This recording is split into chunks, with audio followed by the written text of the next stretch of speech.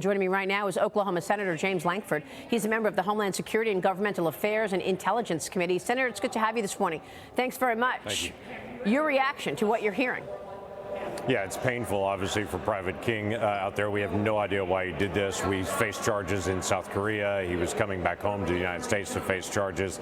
And for him to be able to bolt away from the group that's escorting him on the plane to get him back to the United States, to get away from them, and then to join this tour group is very odd. So we're trying to figure out what in the world's going on. But this is definitely a propaganda coup for Kim Jong-un at this point. But we need to get that American back home, regardless if he was about to face charges in the United States or not. He's an American, and we need to get him back home. Well, we don't understand what he was doing. I mean, do we have any insight into why he would cross the demarcation line? Why anyone would cross from the south to north wouldn't make any sense at all. Anyone at all, much less an American soldier. So no, we don't know yet. We have suspicions and ideas. Obviously, he was been brought to the United States to face charges for assault, but we don't know anything else about it at this point. Meanwhile, Israeli President Isaac Herzog addressing Congress today. President Biden seemed to struggle during yesterday's Oval Office meeting with Herzog and relied heavily on note cards. Take a look. Watch.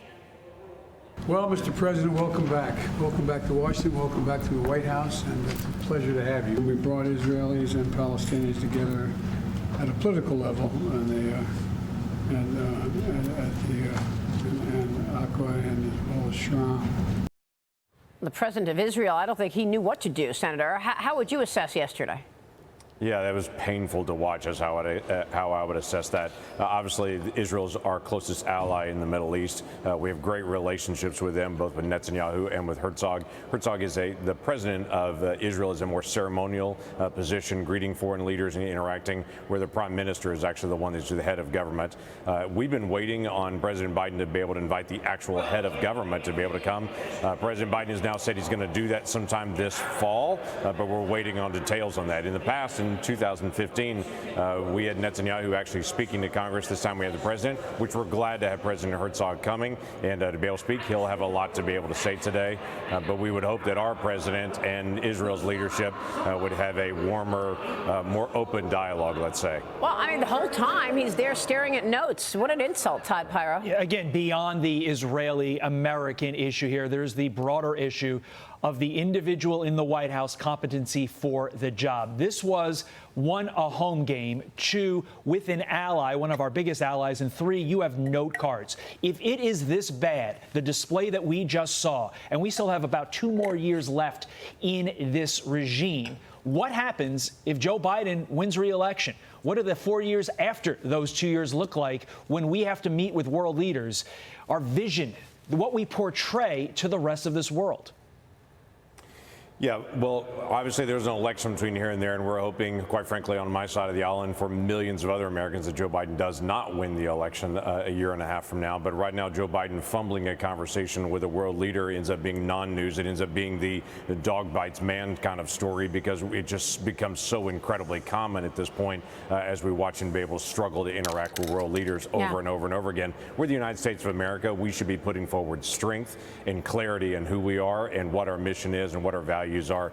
That was just a fumbling of that yesterday. Yeah, it's unfortunate because our adversaries are also watching this, watching the commander-in-chief fall down, watching the commander-in-chief stare at notes, fumbling around with words. The White House is now refusing to condemn Congresswoman Pramila Jayapal after she called Israel a, quote, racist state.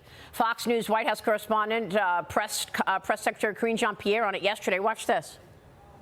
What we didn't hear was any condemnation of her comment from the White House. Does the White House condemn that comment? I mean, look, the apology was the right thing to do. And we've been very clear when it comes to anti-Semitism. This administration and the entire Biden-Harris administration have been clear that when Israel is singled out because of anti-Jewish hate, that's anti-Semitism, and that is unacceptable.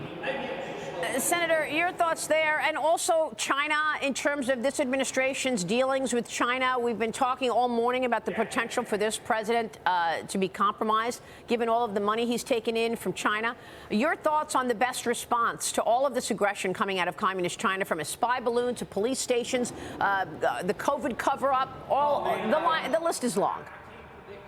Well, let me say first that Israel is not a racist state. In fact, it's the exact opposite of that. As you look at their government, look at their operations, look at how they interact with their neighbors and people that are inside their own nation. They even have individuals in this Jewish state that are non-Jewish that are actually in the Knesset. So they are most clearly not a racist state. The White House should have been clear to be able to condemn this rather than just saying, oh, it's good that she made an apology and trying to be able to make this soft. As far as what's happening in China, clearly this administration is focused on trying to be able to turn over energy control of the United States over to China. When they're pushing the energy agenda they're pushing right now, saying that we need to be all electric, they know full well that China is in the lead right now on solar. They're in the lead right now on lithium production because America has turned over mining to China, turned over cobalt to China, and has handed over our energy future to them. So the last thing we need to do is to be able to turn from energy independence in the United States to energy dependence to a communist China. Wow. Turning over energy and leadership of energy in the world to China. Just stunning. Senator, thanks very much. We'll be watching your work. James Lankford joining us this morning in D.C. Thank you, Senator.